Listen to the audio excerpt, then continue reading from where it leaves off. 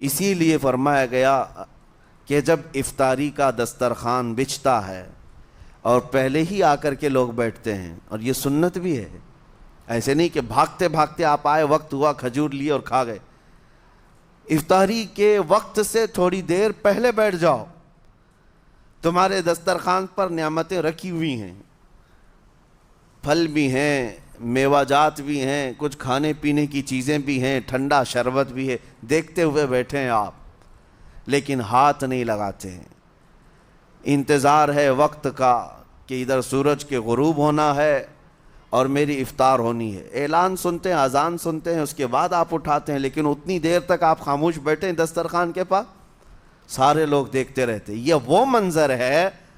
جس کو فرمایا گیا رب ذوالجلال بھی اپنے بندوں کو دیکھ رہا ہے،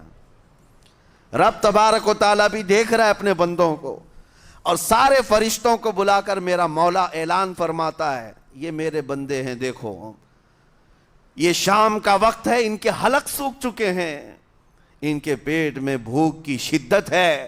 اور ان کے سامنے اچھی نعمتیں پڑی ہوئی ہیں، اے فرشتوں دیکھو میرے ان بندوں میں سے کوئی بھی ان نعمتوں کو ہاتھ نہیں لگاتا، یہ صرف اور صرف میرے لیے بھوکے اور پیاسے ہیں۔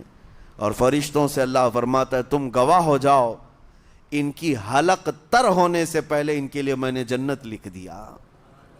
اسی لیے حدیث پاک میں ہے جب افطار کرتے میرے آقا صلی اللہ علیہ وسلم یوں ارشاد فرماتے ذهب الظمأ وابتلت العروق وثبت الاجر انشاءاللہ، پیاس بجھ گئی،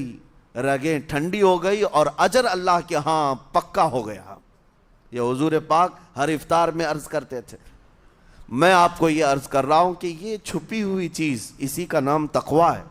آپ صرف اور صرف بچے ہیں اللہ کے خوف سے۔ اب سنو حدیث پاک، قیامت کے دن حساب و کتاب ہوگا اور جنت میں جانے کا پروانہ کچھ لوگوں کو مل جائے گا اور سب جنت کی طرف جا رہے ہوں گے۔ اس میں بہت سارے لوگ ہیں جو پل صراط پر چل کر کے جنت پہنچیں گے۔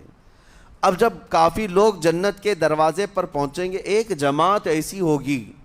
جو پورے راستے میں کہیں نظر نہیں آئی، جنت جانے کے راستے میں کہیں نظر نہیں آئی، لیکن جنت کے دروازے پر وہ پہلے سے موجود تھے، چلے تھے نہیں چلے تھے کسی نے دیکھا ہی نہیں۔ دوسرے جنتی ان سے پوچھتے ہیں اس جماعت سے کہ تم یہاں کیسے پہنچے اور یہ انعام کس بات کا ہے تمہارے لیے؟ تو وہ جنتی کہتے ہیں ہمیں روزے داروں کی جماعت میں رکھا گیا، ہمارے روزے اللہ کو پسند آئے، اور آج رب تبارک و تعالیٰ کا حکم ہوا کہ ساری دنیا سے چھپ کر تم میرے لیے روزہ رکھتے تھے، دنیا کو پتہ نہیں تھا تم بھوکے ہو پیاسے ہو،